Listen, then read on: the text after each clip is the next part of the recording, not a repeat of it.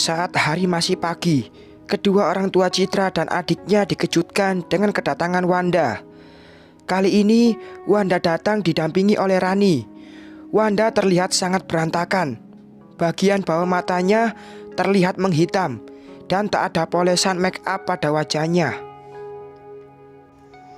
Ibunya Citra langsung mengajak mereka masuk ke dalam. Tak lama kemudian, ayahnya Citra pun ikut masuk. Saat mereka semua sudah berkumpul, Wanda langsung menangis. Kedua orang tuanya Citra dan adiknya pun menjadi bingung. Mereka hanya melihat dan membiarkannya saja. Ketika dilihat mereka, Wanda sudah mulai tenang. Ibunya Citra mulai memberanikan diri untuk bertanya.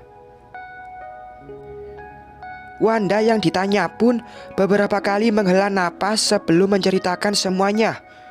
Bahkan ceritanya pun kadang harus dihentikan karena tangisannya. Rani yang melihat ibunya begitu sedih saat bercerita pun ikut menangis sambil memeluk ibunya. Sedangkan kedua orang tua Citra dan adiknya seperti tidak percaya. Mereka menjelaskan pada Wanda dan Rani kalau saat ini Citra sudah dikirim ke kampung yang sangat jauh. Dan itu tidak mungkin. Apalagi mereka sudah meminta kerabat mereka untuk menjaga Citra agar tidak berbuat hal yang aneh-aneh. Wanda pun meminta mereka untuk menghubungi Citra jika tak percaya. Tapi mereka mengatakan kalau HP Citra disita. Akhirnya karena desakan Wanda, mereka memutuskan untuk pergi ke rumah Ratna agar bisa mengecek keberadaan Citra di sana. "Citra, keluar kamu, jangan bersembunyi di dalam," Wanda langsung berteriak. Begitu mereka sampai di depan rumah Ratna, Ratna yang sedang bersantai di depan TV langsung bangkit ke arah depan rumah karena mendengar teriakan yang tak pernah henti. Saat pintu dibuka, Ratna yang kaget langsung membelalakkan matanya begitu melihat wajah-wajah yang ada di depannya. Tapi Ratna langsung cepat mengendalikan diri agar tidak dicurigai. "Maaf, tapi ada apa ya? Teriak-teriak di rumah saya?" Ratna berusaha bertanya dengan tenang. "Halah, gak usah pura-pura lagi. Cepat katakan di mana itu." Nada suara Wanda tetap tinggi.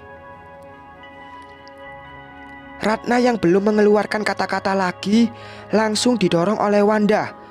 Wanda dan Rani langsung masuk dan mengecek ke seluruh penjuru rumah. Tapi tak ditemukan apa-apa. Sedangkan orang tua Citra dan adiknya hanya duduk dan menunggu di ruang tamu.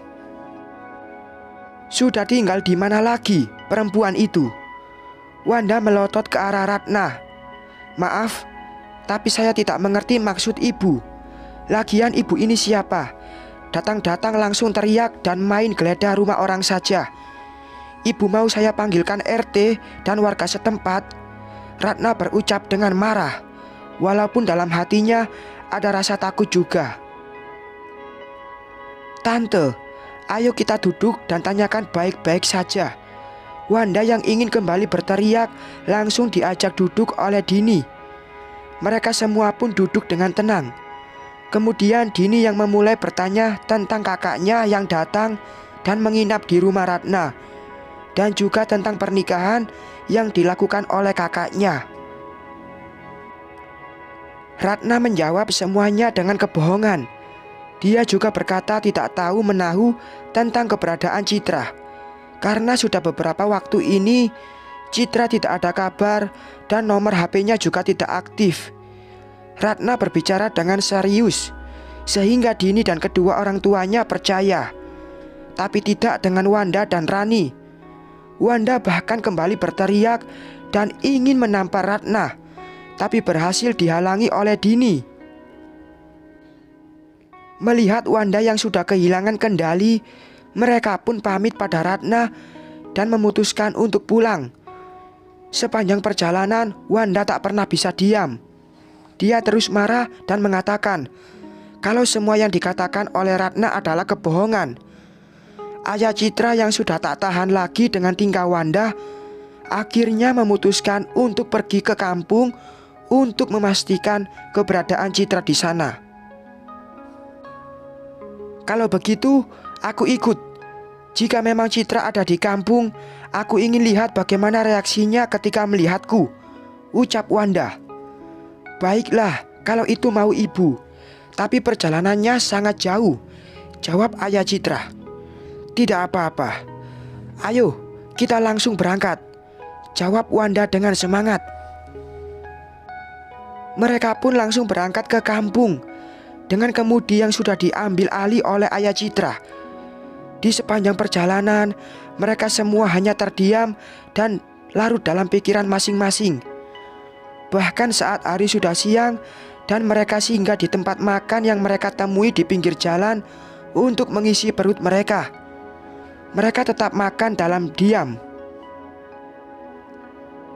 Menjelang sore, mereka pun tiba. Mendengar ada suara mobil masuk ke halaman, Mbok Jum langsung berlari ke arah pintu dan membukanya. Sesaat kemudian, Citra pun menyusul. Begitu sampai di depan pintu, Citra yang sangat hafal dengan mobil Rani langsung terpaku begitu melihat mobil tersebut. Citra tak menyangka kalau Wanda dan Rani akan senekat ini.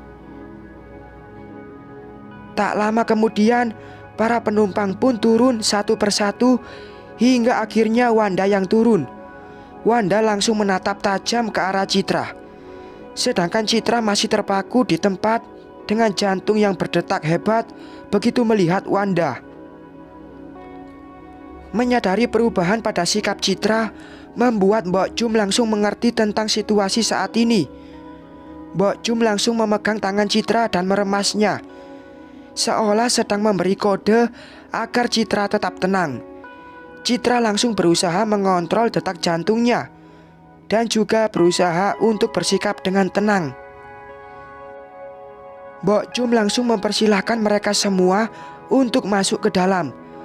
Kemudian Mbok Jum pergi ke belakang dan membuat minum, lalu membawa ke depan dengan singkong rebus sebagai cemilannya. Wanda yang langsung ingin melabrak Citra ditahan oleh ayahnya Citra. Ayahnya Citra meminta agar mereka minum terlebih dahulu sebelum menyelesaikan masalah. Rani yang ikut membujuk Wanda membuat Wanda mengikuti permintaan ayahnya Citra.